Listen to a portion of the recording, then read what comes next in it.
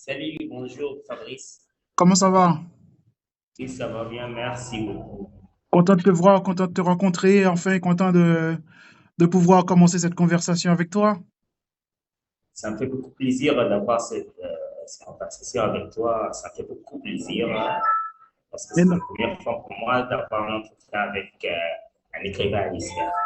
exactement, c'est aussi la première fois que je parle avec un Soudanais, donc c'est vraiment un honneur et un plaisir de parler avec quelqu'un comme toi, Hatim. Alors, on va essayer de commencer tout de suite. Alors, aujourd'hui, comme on l'a annoncé, il sera question de traduction. Il sera aussi question du rapport entre la traduction et la littérature, la philosophie et même la pensée politique. Mais juste avant d'entrer d'emblée dans notre sujet du jour, qui sera un excellent sujet, je pense, d'abord, je dois dire que notre conversation va durer 1 heure, pas plus. Ok, Et donc, ok, en 1 heure, on va ok. essayer d'aborder tous ces points.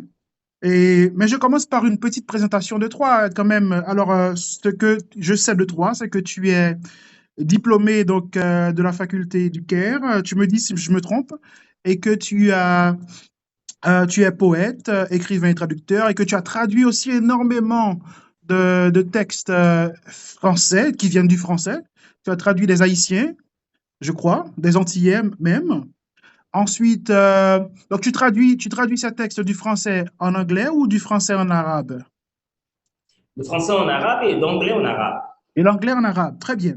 Exactement. Et, Oui, vas-y. le français en arabe et l'anglais en arabe. Très bien. Donc, alors, ouais, Hatim, on commence tout de suite. Peut-être voudrais-tu ajouter quelque chose pour te présenter davantage? Moi, je m'appelle Hatem Ansari, je suis soudanais qui habite au Caire. Je suis né et grandi en Arabie Saoudite. Donc, je peux dire qu'il y a trois pays dans ma vie qui ont créé caractère, mon caractère. Je suis né et grandi en Arabie Saoudite et puis je suis venu en Égypte afin de poursuivre mes études de sciences politiques à la faculté d'économie et sciences politiques à l'Université de Caire. Euh, J'étais aussi un activiste militant politique lorsque j'ai rejoignais le mouvement populaire de la libération du Soudan en 2005. J'étais aussi le premier porte-parole du mouvement populaire de la libération du Soudan.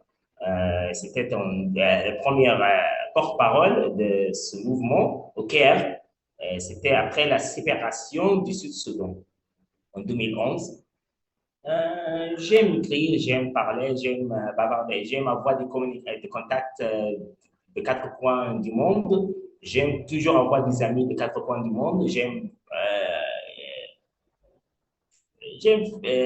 la poésie, j'adore la poésie. Je préfère même de traduire la poésie plus que d'écrire de la poésie. Très bien.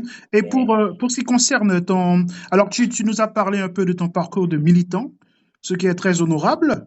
Mais est-ce que tu peux nous dire un peu plus sur ton parcours universitaire académique? Voilà. Pour être honnête avec toi, j'étais toujours contre l'éducation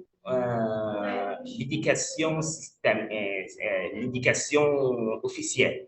L'éducation officielle, j'étais toujours contre l'éducation officielle. Je n'avais pas même la volonté de poursuivre mes études à l'université, mais à la fois, lorsque il y avait quelque chose qui m'avait poussé à ne pas poursuivre mes études de sciences politiques ou mes études supérieures, parce que je crois au fond de moi-même, il y avait toujours cette conviction que l'éducation officielle pourrait tuer la création, pourrait tuer la création, pourrait porter atteinte à la création. C'est pour cela que je trouvais il y a toujours ces méthodes, les méthodologies, les choses pareilles.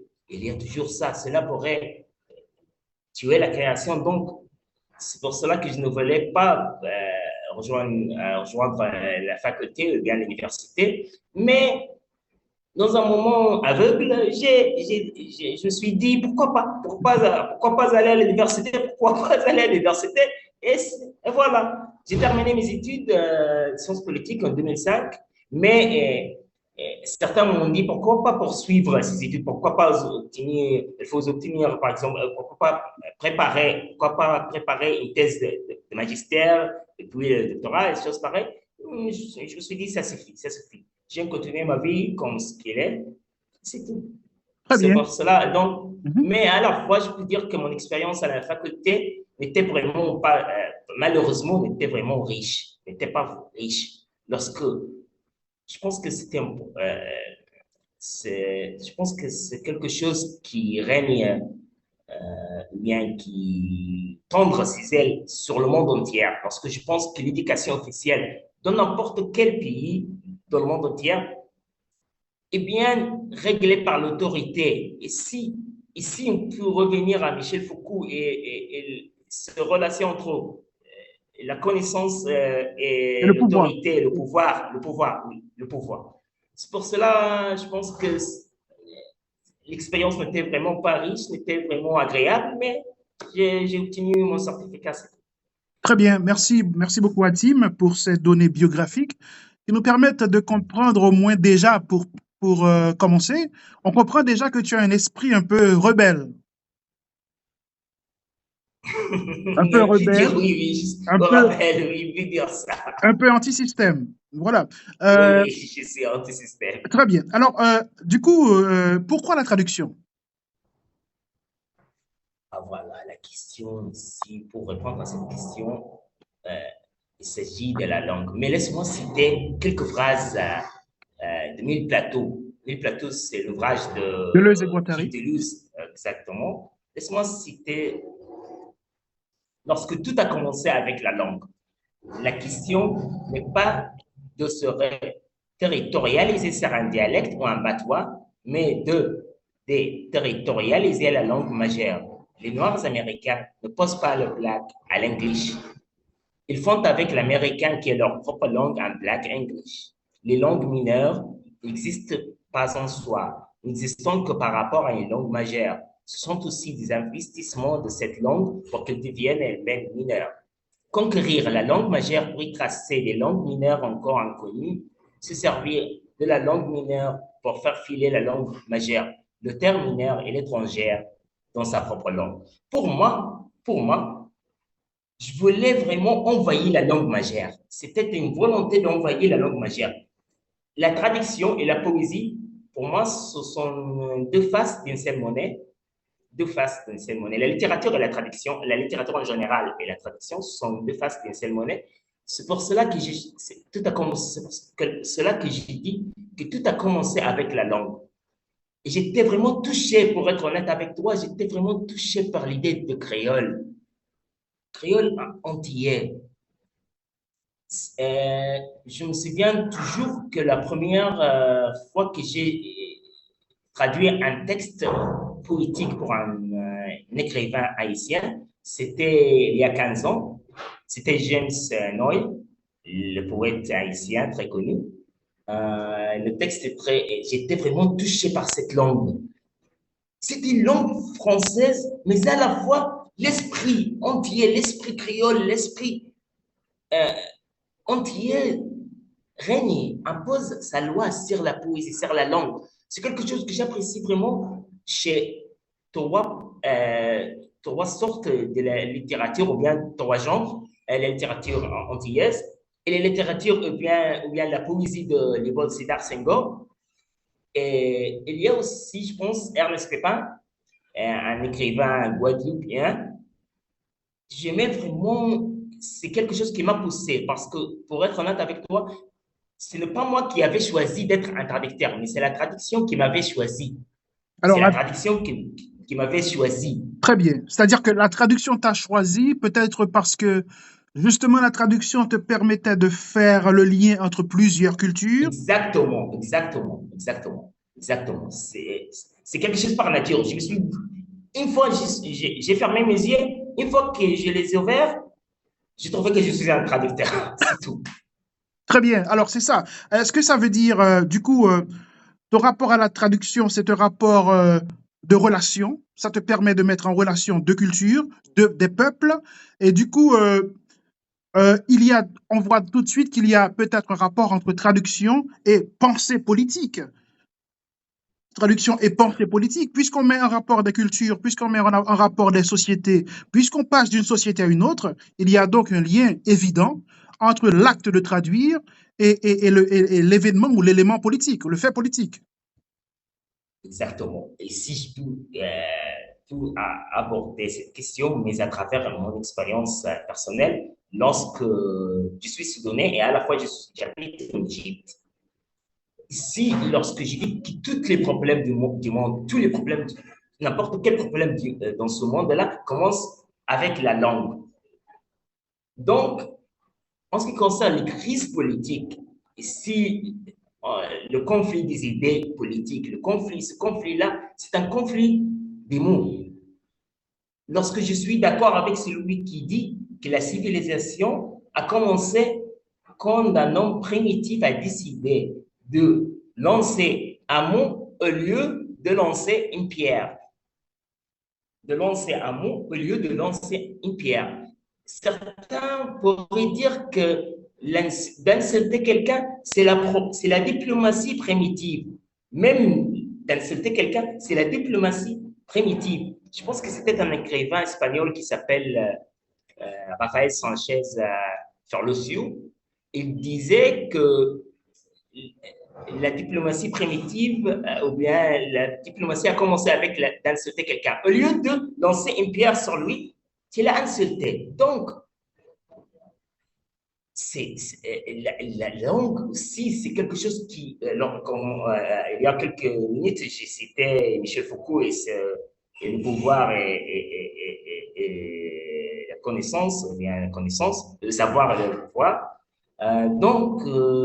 Je peux dire que s'il y a un lien entre la police et la politique, ou bien la politique et la traduction, ce sera de ce genre-là.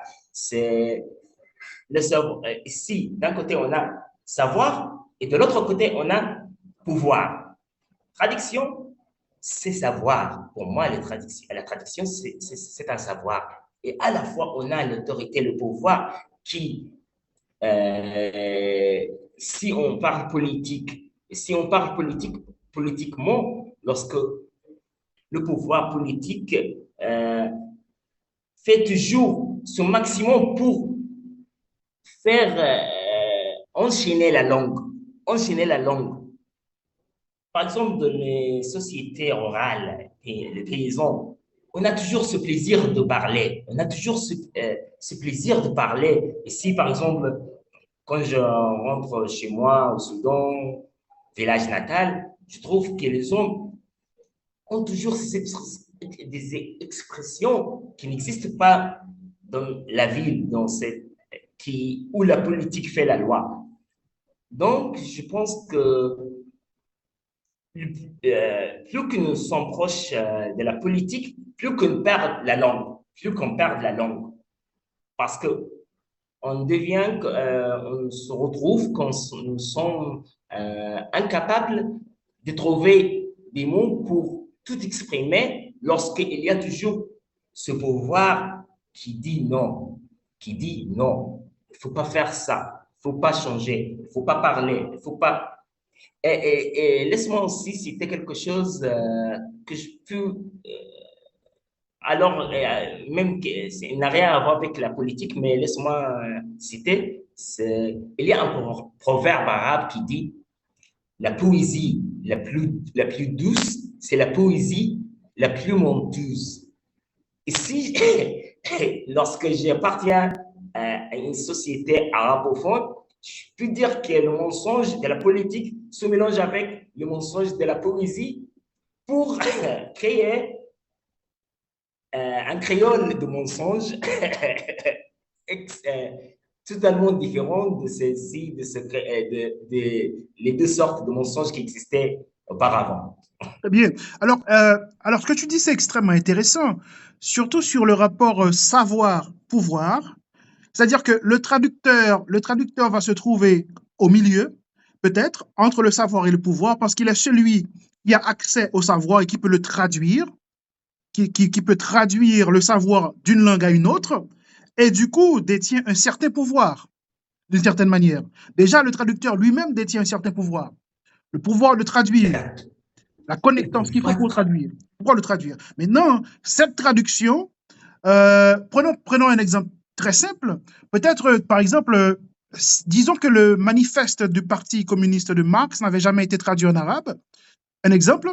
Donc, le traducteur qui connaît l'allemand serait celui qui va traduire le manifeste du Parti communiste de Marx de l'allemand en arabe. Et du coup, cette nouvelle traduction du manifeste pourrait servir à la société du traducteur, à la société arabophone. Peut-être cette société va la lire et aura peut-être envie de produire une forme de résistance.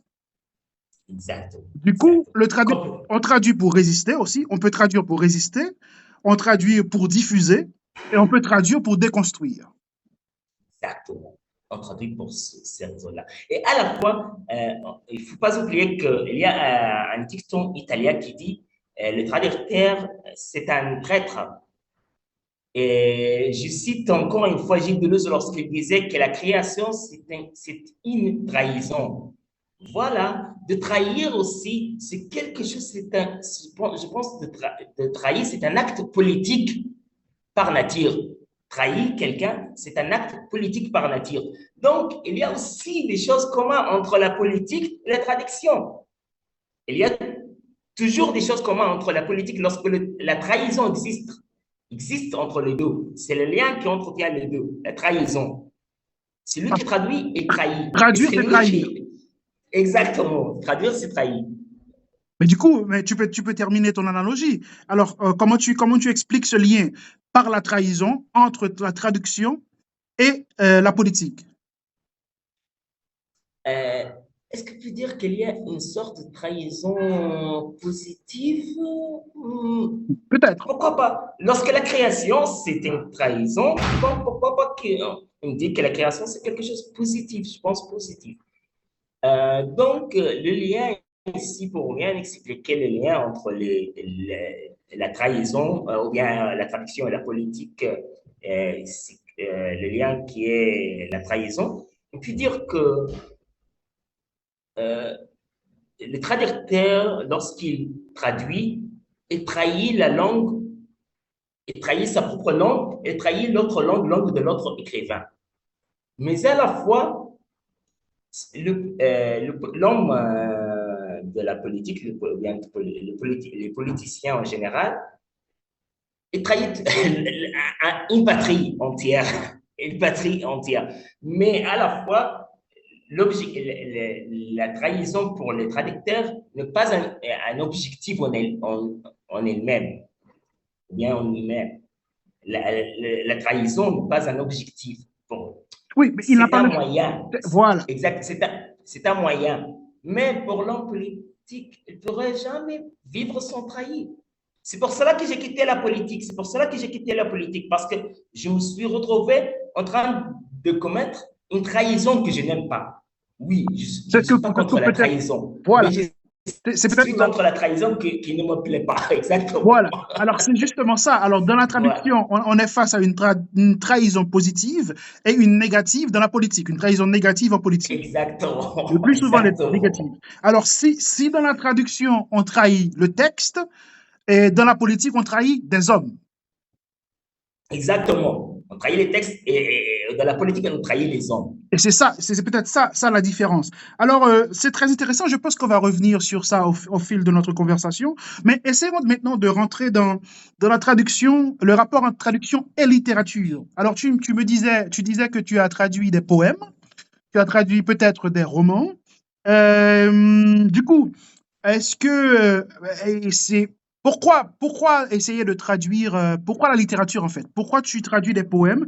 Pourquoi tu as choisi de traduire des poèmes déjà? Est-ce que peut-être toi-même tu es poète, peut-être? Exactement. Comme je viens juste de dire que c'était la traduction qui m'avait choisi. Lorsque je trouve qu'il y avait la poésie, j'aime pas définir la chose.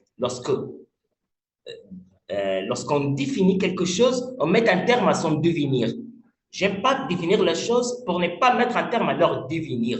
C'est pour cela, quand quelqu'un me demande la question, Qu'est-ce que la poésie? La poésie, c'est le projet de la poésie. Qu'est-ce que la poésie? La poésie, c'est le projet de la poésie. C'est quelque chose, un devenir. C'est un devenir qui ne cesse d'aller de l'avant. C'est ça. Quand j'ai commencé la première fois que j'ai traduit un poème, c'était presque 20 ans, il y a 20 ans. C'était par hasard, c'était un poème d'un poète sénégalais. Euh, Malheureusement, dont j'ai oublié l'identité. Malheureusement, je ne me souviens pas ça s'appelle comment. Mais j'étais vraiment touché par cette expérience de faire transmettre un mot arabe ou un mot français en arabe.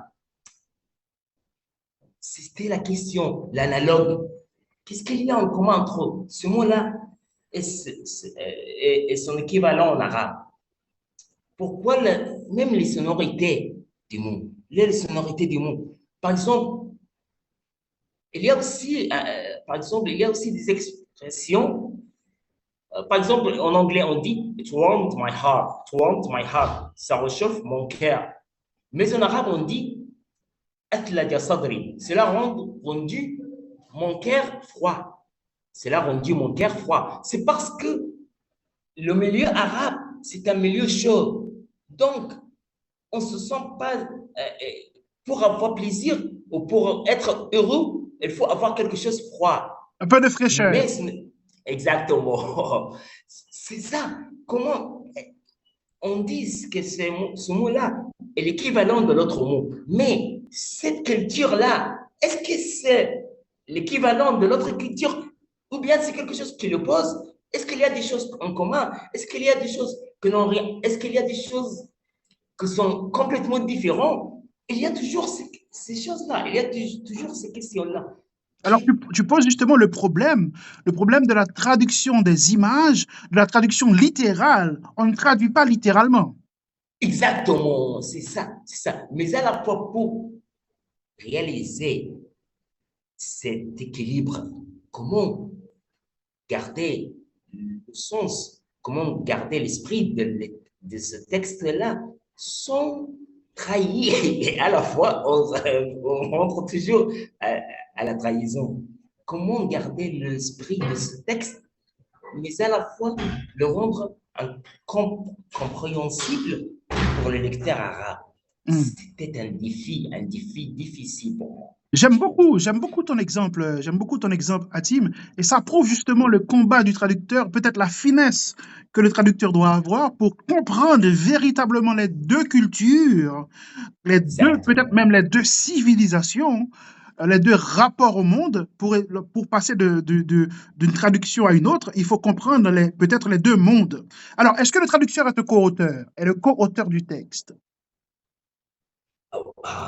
Voilà, une question extraordinaire, je pense, oui, oui, complètement d'accord. Je suis 100% d'accord avec toi. Oui, co-auteur.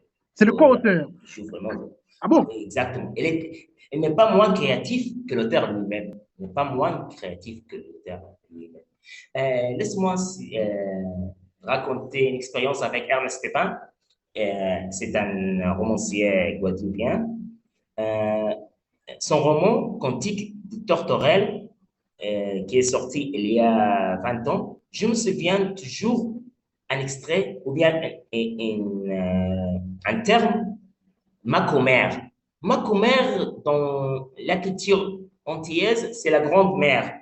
Ma commère, c'est ma grande-mère. Mais à la fois, il y a un autre niveau de signification. Il y a un autre niveau de signification lorsque ma commère, ça veut dire l'homme efféminé, l'homme qui bavarde avec les femmes, qui aime bavarder avec les femmes, qui aime communiquer avec les femmes. C'était un défi pour moi de traduire ce terme-là en arabe. Comment est-ce qu'on peut utiliser ça dans la langue arabe? Comment est-ce qu'on peut traduire ce terme-là en arabe? C'était vraiment un défi. Donc, je me suis dit, dans le monde arabe, il y a deux niveaux de langue.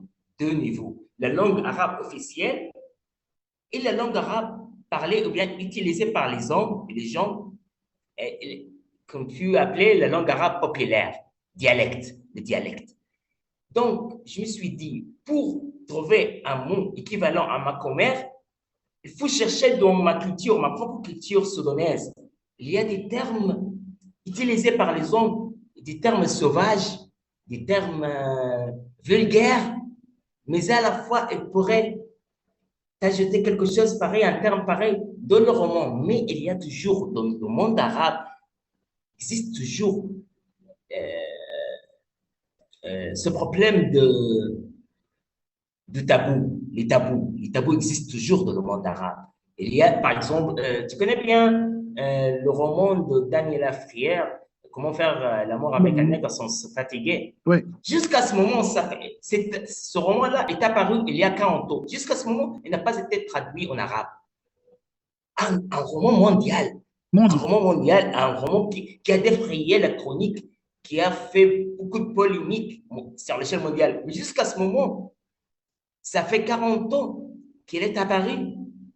Mais jusqu'à ce moment, il n'a pas été traduit en arabe. Est-ce qu'il y a une raison? Est-ce qu'il y a une raison à cela? Peut-être les éditeurs eux-mêmes, si on cite toujours la politique et le pouvoir et la société, et si on ne parle pas seulement du pouvoir politique, on parle aussi du pouvoir social. Les sociétés arabes sont toujours attachées à leur tradition, à leur pensée qui remonte à des siècles, à des siècles, à des siècles. Et pour présenter quelque chose de neuf, c'est toujours comme un tabou. C'est toujours comme un tabou. Qu'est-ce que vous me présentez en ce moment? Tu me présentes un tabou. C'est quelque chose comme ça. C'est pour cela, je pense qu'il y a toujours tous les intellectuels arabes sont coincés entre le pouvoir politique et le pouvoir social. Et le pouvoir religieux. Et le pouvoir religieux qui est divisé, le pouvoir religieux est divisé entre le pouvoir social et le pouvoir politique. Ah oui. Lorsque l'autorité, le pouvoir, l'autorité pourrait utiliser la religion pour imposer ses visions, pour imposer ses décisions, pour imposer sa politique. Oui, mais Hatim, alors je comprends bien ce que tu dis. Est-ce que tu peux nous parler de ton expérience de traduction du poème de James Noel, de l'haïtien James Noel? Alors, on veut savoir, du coup, ce que peut-être je voudrais savoir, et c'est quelle a été ta compréhension à travers cette traduction du poème de James Noel de la vision du monde haïtienne? Exactement, c'est une question très importante. Oui, James Noel et ses poèmes étaient vraiment une expérience pas comme les autres. Lorsque la première fois que c'était, j'essaie de me souvenir de titre du premier texte que j'ai traduit pour James Noel. C'était comme Louise vont se présenter vont se présenter devant les peintres, c'est quelque chose comme ça. Mais j'étais vraiment touché par cette langue française qui, qui n'est pas comme les autres, qui impose sa vision sur le monde politique, qui est assez capable de faire bombarder la langue française. Au fond de la langue, il y a quelque chose toujours. Faire exploser la langue. Exactement, faire exploser la langue. C'est ça c'est ça. Pour moi, la poésie, lorsque je suis pas pour la définition en général, mais à la fois, je peux dire que la poésie, c'est une sorte de faire exploser la langue. C'est une tentative de faire exploser la langue. De plus, James Noel était aussi comme la porte à laquelle j'ai frappé pour trouver qu'il y avait beaucoup de poètes haïtiens cachés derrière James Noel. Par exemple, Adeline Bonhomme, c'est une poétesse haïtienne très jeune, qui s'appelle Adeline Bonhomme. Il y a aussi Elbo Carlins, un poète haïtien jeune. Il y avait beaucoup de poètes, il y avait une expérience pas comme les autres. Il y avait toujours cette langue qui s'explose, cette langue qui dit je suis ici, je suis là. Pourquoi les Arabes ne lisent pas la littérature antillaise. Mais Lorsque est-ce que tu as l'expérience arabe pu, avec, est-ce que tu as pu, voilà. est-ce que tu as pu saisir un petit peu ce que c'est que l'être haïtien à partir de cette traduction? Est-ce que tu as pu saisir un peu de l'être Non, non, haïtien? non, non. Non, non, lorsque je parle, non, non, non, je parle pas ici, il n'y a pas de lettres d'expression en ce qui concerne les poètes ou bien les poèmes que j'ai traduits soit pour James Noël ou Edwin Bonhomme ou même Edward Collins. Il n'y avait pas des mots haïtiens. Mais il y avait une tentative de faire exploser la langue française, mais à la fois sans casser les vocabulaires français, sans casser les vocabulaires français. C'était une tentative que je trouve vraiment une tentative inspirante, au moins pour moi. Mais à la fois, j'ai essayé, il y a quelque chose à dire ici, c'est que j'ai essayé d'apprendre le créole haïtien. Mais c'était vraiment une expérience très difficile pour moi lorsque Oui, c'est quelque chose, c'est impossible, presque impossible pour moi. Mais à la fois, je peux dire que s'il y a quelque chose à ajouter ici, en ce qui concerne la littérature haïtienne spécialement, et les littératures antillaises en général, les lecteurs arabes, ou bien leurs expériences avec la littérature antillaise, s'est arrêté avec Léon Damas et Aimé Césaire. oui. Donc, si on demande la question à n'importe quel intellectuel arabe ou bien un lecteur arabe, est-ce que vous connaissez des écrivains antillais? La réponse sera toujours Et Léon Damas Césaire. et Aimé Césaire. Donc il y a une Pour méconnaissance. moi, exactement, c'est Ouais. quelque chose qui m'a vraiment dérangé. Je me suis demandé la question, pourquoi on s'arrête toujours dans dans ce plateforme? Pourquoi on s'arrête toujours dans cette station? Non, il faut toujours aller de l'avant. La littérature haïtienne. Il ne faut pas oublier que j'étais vraiment, personnellement, j'étais touché par Haïti à l'âge de 15 ans. C'est là quelque chose de très important. Quand j'ai découvert que c'était la première république noire à avoir son indépendance de l'histoire moderne, Oui. c'était quand je suis arrivé à savoir ça, je n'avais juste 15 ans. J'étais vraiment touché par cela. Je voulais savoir, j'avais cette volonté de savoir ce peuple qui est arrivé à réaliser un rêve aussi loin, aussi chaud, si difficile comme ce rêve de l'indépendance d'un pouvoir colonial. C'était en 1830. Cela veut dire avant l'indépendance, avant presque, il y avait une lacune de 130 ans. Lorsque la plupart des pays africains ont pris leur indépendance en 1960. 1960. Donc, il y a une lacune très vaste. C'était vraiment quelque chose qui m'avait vraiment poussé à m'approcher de la littérature haïtienne. Je te remercie vraiment pour cet article sur Anténor Fernand. Laisse-moi citer cet article.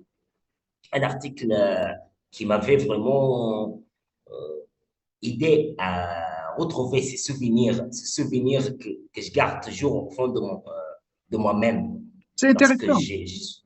et voilà. Voilà, je suis totalement d'accord et très honoré, et Hatim, par ce que tu portes en témoignage, par ce que tu dis d'Haïti, parce qu'effectivement, je pense qu'on devrait essayer de cultiver davantage les relations, ce type de relations entre Haïti et le monde arabe. Je pense que on a à gagner. À cultiver ça, on a à gagner à le faire. Alors, on va Exactement. peut-être du coup un petit peu laisser le côté littérature. Alors, on sait donc du coup, on peut essayer de passer entre le rapport entre traduction et philosophie. Du coup, est-ce que tu as traduit les philosophes peut-être? Non? Pas encore? Ah, voilà, voilà, voilà. J'ai déjà traduit des livres et j'ai déjà même des écrits sur la philosophie. J'ai déjà. Oui, oui, Oui, du coup, parce que on sait très bien qu'il existe des concepts philosophiques pratiquement intraduisibles. exactement. Voilà. intraduisible. Par exemple, le concept de Dasein de Heidegger est très Exactement. compliqué à traduire, par exemple. Très bien. Donc, est-ce que tu ressens cette complexité, cette difficulté? Exactement. Pour être honnête avec toi, jusqu'à ce moment, jusqu'aujourd'hui, tous les traducteurs arabes traduisent le terme Dasein, Daguerre, en Dasein. On ne change rien. Dasein, c'est Dasein. Différence de Jacques Derrida. Différence, c'est la différence. Il y a quelques traducteurs qui ont essayé de faire exploser la langue, encore une fois, pour trouver un mot ou bien un terme équivalent à ce terme-là, ou bien à n'importe quel terme philosophique. Mais il y a toujours ce défi, il y a toujours ce peur de faire quelque chose qui pourrait être critiqué par les autres, par les lecteurs, par les autres traducteurs. Il y a toujours cette question, il y a toujours ce peur, il y a toujours ce défi qui existe. Donc, Oui. ouais, pour moi, je pense que, mais moi, quant à moi, j'essaie toujours, par exemple, j'essaie toujours de faire, comme je viens juste de dire, j'essaie toujours de faire exploser la langue, de chercher les mots équivalents à ces mots-là. Parfois, comme j'avais déjà fait avec Ernest Pépin et les Macomères, et comment j'essaie parfois de faire ça avec la philosophie. Parfois, il y a des termes que j'avais. Par exemple, la différence de Jacques Derrida.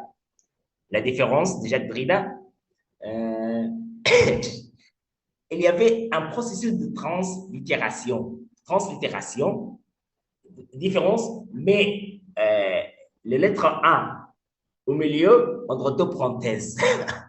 Oui. C'était une tentative qui m'a fait beaucoup rire Donc, à la fois. oui, c'est vrai. Oui, vas-y, elle explique pourquoi. Ah non, non, non, je voudrais dire quelque chose que en ce qui concerne le monde arabe, parce que tu viens juste qu'il faut bâtir de bons entre l'Haïti et le monde arabe. Moi, je ne dis pas que je suis arabe, je suis africain, mais je suis arabophone. Je parle la langue arabe comme langue maternelle, mais je suis africain. Ici, il y a toujours cette question d'identité dans le monde arabe entièrement. Lorsque le monde arabe, on dit le monde arabe qui est composé de presque plus de 20 pays.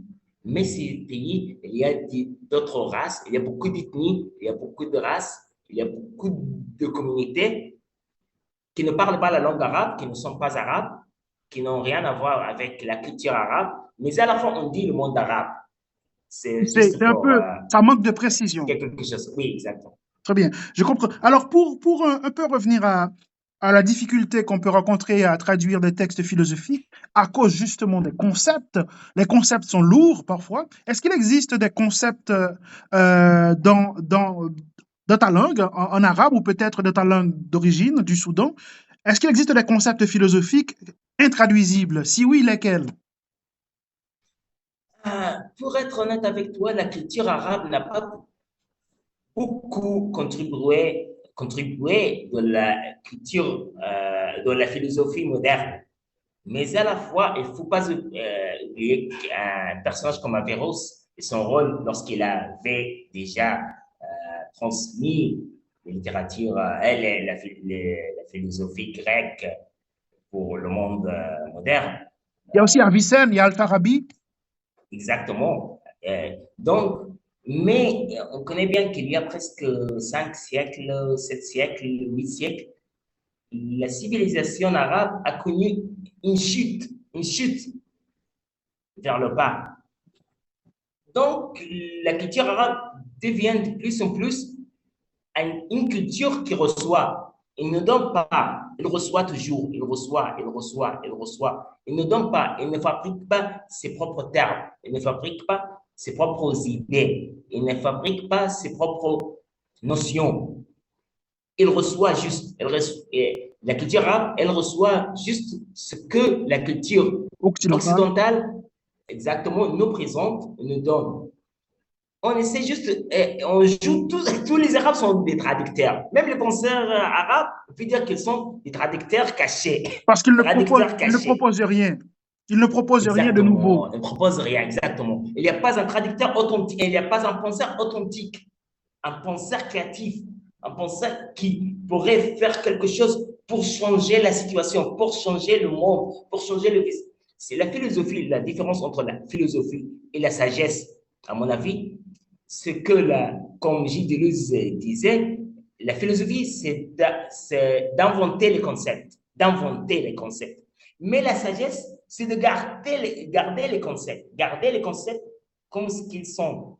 À mon avis, la sagesse, c'est de garder les concepts comme ce qu'ils sont et les bien savoir et les bien examiner, mais sans les inventer, sans les inventer. Ici, on ne peut parler pas qu'il y a des penseurs, des vrais penseurs arabes, parce qu'ils sont juste des traducteurs cachés. C'est intéressant, ce que tu dis, c'est intéressant. Alors, ils sont des traducteurs cachés parce qu'ils ne font juste que reprendre, ils ne font que reprendre ce qui a été déjà dit en Occident. Est-ce que c'est peut-être aussi l'une des preuves de la domination occidentale, c'est que cette domination aussi arrive même au niveau de la production de la pensée. Exactement, exactement. Elle commence même, elle commence par envoyer la pensée, faire supprimer la pensée. Du coup, on peut dire que l'acte de traduction, c'est aussi un acte de pensée en tant que tel, d'une certaine manière. Je ne parle pas du traducteur caché, je parle du traducteur qui n'est pas caché. Exactement. Je suis un traducteur et je dis que je suis fier de l'être. Je suis un Voilà, traducteur et je suis fier de l'être. voilà. Donc, du coup, Voilà. traduire, d'une certaine manière, traduire ses pensées. Exactement. Traduire ses pensées. C'est un acte Mais du... Voilà. pour ajouter, s'il y a quelque chose à ajouter qui m'avait vraiment inspiré, les traducteurs dans le monde arabe, ce sont les vrais penseurs. Je vois, je vois, je vois. Très bien. Alors, euh, on va donc du coup un petit peu, si tu n'as rien à ajouter sur le rapport entre traduction et philosophie, la difficulté de traduire certains concepts, je me demande comment tu aurais traduit un concept kantien comme nous-mêmes ou un concept de Kant comme, je ne sais pas moi, le transcendantal. Euh, voilà. Donc, il y a des choses, parfois, et c'est comme tu disais, étant donné que traduire ses pensées, il faudrait évidemment non seulement comprendre Kant, mais aussi comprendre la culture germanique dans son Exactement. ensemble et aussi comprendre le Exactement. 18e siècle. Exactement. C'est ça, C'est c'est ça. ça. Je suis. Exactement. C'est ça. Voilà. Alors, maintenant, sur le rapport, on peut passer maintenant à un autre point, le rapport entre traduction et subjectivité. Est-ce que, justement, ta réalité, par exemple, là, tu es soudanais, tu vis en Égypte, donc tu es traversé par une réalité sociologique, tu es traversé par ton vécu, tu es traversé par tout ce qui t'entoure, tu es influencé par tout ce qui t'entoure. Du coup, est-ce que ta réalité sociologique influence ta traduction, pour ne pas dire même ton humeur? Waouh. Oui, bien sûr, bien sûr. Par exemple, laisse-moi dire que l'Égypte et le Soudan sont des pays voisins. Il y a beaucoup de choses partagées entre ces deux pays. Mais à la fois, ils sont complètement différents. Et même la société soudanaise, c'est une société cosmopolite. Et à la fois, je suis né et grandi en Arabie Saoudite. Donc, il y avait toujours ces influences. Par exemple, s'il y a quelque chose que je dois dire, que dans le quartier où je suis né et grandi en Arabie Saoudite, il y avait presque 17 nationalités dans la rue où nous habitions. 17 nationalités différentes. Les Pakistanais, les Somaliens, les Soudanais, les Égyptiens, les Somaliens, les Sénégalais, les Mauritaniens. Il y avait, c'était presque une société cosmopolite. Chaque jour, vous avez toujours cette occasion de manger quelque chose de différent. Parce que vous êtes invité chez ton ami palestinien, par exemple, ou bien vous êtes invité chez ton ami somalien, ou bien vous êtes invité chez ton ami pakistanais. Chaque fois, vous êtes toujours sujet, susceptible d'écouter un nouveau mot, d'écouter un nouveau quelques expressions, une sorte d'expression que vous n'avez jamais l'occasion d'écouter. Donc, bien sûr, j'étais vraiment touché par cette ambiance cosmopolite. Mais je ne peux pas dire que tout le monde, tous qui sont nés et grandis en Arabie Saoudite ou bien dans ce quartier, étaient vraiment touchés par ces influences, parce que il y a toujours ces différences entre les êtres humains. Certains pourraient être touchés. C'est pour cela que j'ai dit que la sensibilité, c'est toujours une chrétienne. C'est ça qui dit la loi. C'est la sensibilité, les sensibilités qui dit la loi. Parce que on peut avoir deux frères à la fois qui sont élevés par les mêmes parents et qui sont nés, grandis euh, dans la même maison, mais à la fois ils ne partagent pas beaucoup de choses. Il n'y a rien en commun entre les deux. Chacun d'eux a sa propre mentalité qui est complètement différente de celle de son frère. Donc, s'il y a quelque chose que je dois vraiment sur lequel je dois mettre accent, c'est la mentalité et les sensibilités. La mentalité et les sensibilités font toujours la loi. Bon, toujours. Fabrice Torchon, c'est un homme, par exemple, qui avait, peut-être il a passé par des expériences qui ont été vécues par même les enfants sans quartier. Mais pas tous ses amis sont devenus Fabrice Torchon. Voilà, c'est clair. Parce que chacun, exactement. Voilà, c'est vrai, c'est vrai. Donc la sensibilité est essentielle. Du coup, maintenant, alors, si je veux aller plus loin, ça voudrait dire que, par exemple, si on prend un traducteur de droite, de sensibilité de droite, et un traducteur de sensibilité, on va dire, de gauche, et que on met un texte, on va dire, un texte de Gramsci à traduire. Est-ce que tu penses que le traducteur de droite va avoir une traduction différente du traducteur de gauche? Est-ce que tu penses qu'on peut aller jusque-là? Est-ce qu'il n'y a pas une sorte d'objectivité de la traduction? Ah voilà. Ici, la question, c'est une question de professionnalisme. Professionnalisme. Ici, si le traducteur, par exemple, ce ne sera pas comme quelque chose. Le traducteur, sensibilité droite, pourrait éliminer les parties, les extraits Ah, qui ne sont pas contre. Mais c'est quelque chose dirigé par le pouvoir. Par le pouvoir. C'est pas quelque chose, sa propre décision. Parce que je pense qu'un traducteur avec une sensibilité droite n'aurait jamais pensé à traduire un texte pour Gramsci. C'est presque impossible. Pourquoi est-ce que je dois traduire un texte pour Gramsci? voilà. Donc C'est juste pour... ce serait peut-être commandité par le pouvoir en place qui ferait de lui le traducteur de Gramsci. Exactement. Voilà. Donc, je comprends ce que tu veux dire. Je pense que tu as raison. Donc, en fait, la traduction est travaillée, du coup, peut varier en fonction de la sensibilité des uns et des autres. Il n'y a donc pas forcément une objectivité du texte, parce que qu'on le veuille ou non, il existe le texte lui-même qui est là objectivement, que je sois de droite ou de gauche, que je sois grand ou petit, le texte est là et le texte ne change pas. Il faudrait peut-être, on aurait tendance à penser que le traducteur de droite et le traducteur de gauche donneraient la même traduction, mais c'est pas forcément vrai.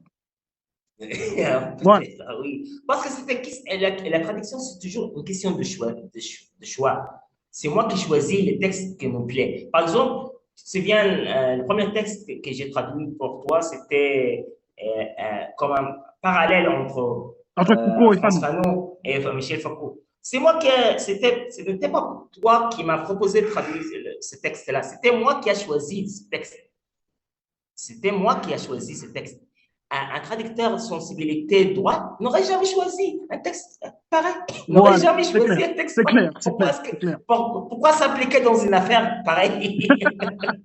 Exactement, je comprends ce que tu veux dire. Exactement. Alors, déjà, bon, en fait, je te remercie encore de faire cet effort d'aller vers les autres, parce que c'est aussi un effort d'aller vers les autres. Je ne pense pas que tu es payé pour ça. C'est ta sensibilité, c'est ton amour des textes et aussi ton désir de comprendre l'autre qui te guide. Du coup, on va essayer de maintenant, on s'achemine gentiment vers la fin. Pour conclure, est-ce que ça veut dire que le traducteur, d'une certaine manière, il réconcilie, c'est un réconciliateur de deux mondes. C'est celui qui fait la paix entre les deux langues. Wow, oui, oui. Je peux dire que le traducteur joue un rôle qui ressemble au rôle joué par le créole. Le créole, soit le créole haïtien, le créole guadeloupéen, le créole Maurice, des îles Maurice, le créole réunionnais. Créole, c'est un métissage. Ici, il y a des Français, il y a à la fois une langue bantoue africaine, d'origine africaine, deux langues qui sont complètement différentes, soit à l'échelle d'étymologie, soit à l'échelle sur l'échelle d'étymologie, soit sur l'échelle des grammaires, soit les mots, les vocabulaires, complètement différents. Mais le créole, c'est une tentative de réconcilier deux cultures. Et le traducteur, c'est un créole par nature. Chaque traducteur, c'est un créole par nature. Euh, euh, et à la fois, il ne faut pas oublier que le mot créole, lorsque, si on parle étymologiquement, et je pense il pourrait retrouver ses racines de le mot espagnol criollo, qui trouve ses racines à son tour de le mot latin creare, create, créer. Donc, le créole, c'est une création. Et à la fois, la traduction, c'est une création. Le créole et la traduction, les deux, je pense, c'est pour cela que je viens de dire que le bon traducteur, c'est un bon créole.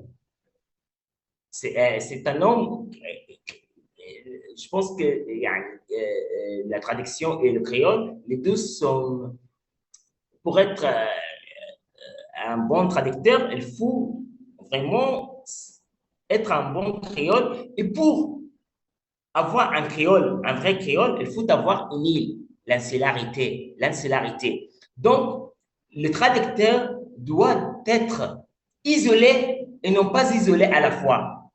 Lorsque l'île est une terre isolée, mais à la fois elle n'est pas isolée lorsqu'elle est toujours ouverte pour recevoir les bateaux, les vaisseaux, ceux qui viennent de quatre coins du monde, Comme un la carrefour, comme un colonisation, carrefour. exact comme un carrefour. Donc, le bon traducteur doit aussi ressembler à une île qui est isolée et non pas isolée à la fois. Très bien. Alors, merci beaucoup, Hatim. J'ai beaucoup Merci. apprécié notre conversation. Mais du coup, pour terminer, peux-tu nous dire quelles sont tes activités en cours? Je sais que tu travailles sur une revue qui doit sortir bientôt. Je sais Exactement. que j'imagine que tu as forcément des traductions en cours. Alors, quelles sont les activités du moment? Je pense que tout ce que je fais en ce moment, c'est de faire mon maximum pour faire sortir ce revue, cette périodique, parce que je pense que ça sera vraiment un créole. Il faut dire quelque chose que je voudrais changer même, je peux même changer le nom de ce revue à créole. Ah En oui, arabe, créole. Oui, parce que je voudrais vraiment avoir ce créole. Un écrivain haïtien, un écrivain français, un autre béninois. Il y a aussi des écrivains égyptiens, soudanais, marocains, sénégalais, de tous les Africains. Il y a quelque chose en commun. S'il y a quelque chose en commun, c'est que l'Afrique fait toujours une priorité. c'est ça, c'est ça. Est-ce qu'on aura cette revue en dur? Est-ce que cette périodique sera imprimée ou seulement en ligne? Et nous sommes, jusqu'à ce moment, nous sommes divisés. Il y a ceux qui disent que cette publication doit être en ligne, juste en ligne, doit être juste en ligne. Il y a ceux qui disent non, elle doit être publiée, mais je suis pour ceux qui disent qu'il faut qu'il soit aussi en papier et en ligne à la fois.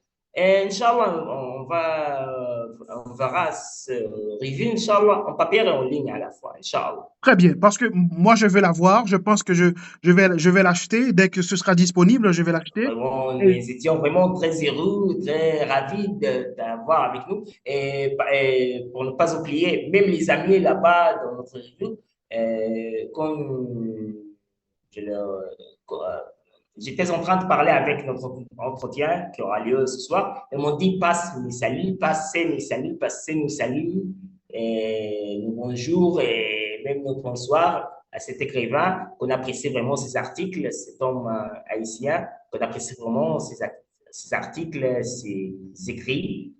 Et donc, Voilà. voilà, je t'envoie leur salut. Merci beaucoup Hatim, merci Merci. d'avoir accepté, merci de ta générosité et aussi j'apprécie beaucoup la tournure de ton esprit qui est un esprit, on va dire un peu subversif, un peu qui va à l'encontre des choses et j'apprécie cette tournure. Donc j'espère qu'on aura l'occasion de discuter encore pour une autre conversation. Donc passe une bonne soirée mon ami et puis on se revoit bientôt. Merci beaucoup, merci beaucoup. Je suis vraiment ravi d'être avec toi ce soir. J'étais vraiment très ravi. J'aimais beaucoup notre conversation. C'était quelque chose que j'apprécie vraiment. Merci beaucoup. Très bien, à la prochaine Hatim. À la prochaine. À la prochaine. Au revoir.